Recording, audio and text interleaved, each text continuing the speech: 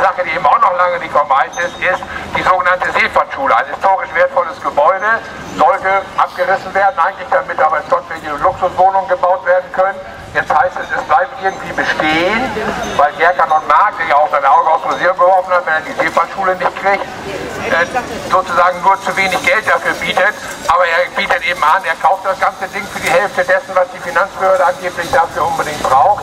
Dafür hat man ihm allerdings garantiert, dass er einen Teil des Heineparks, auch eine große historische Errungenschaft der Stadt Altona, dass er den Heinepark bebauen soll.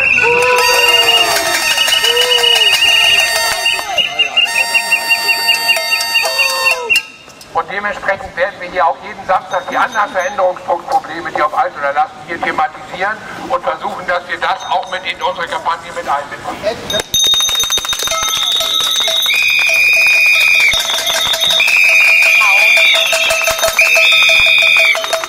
Wir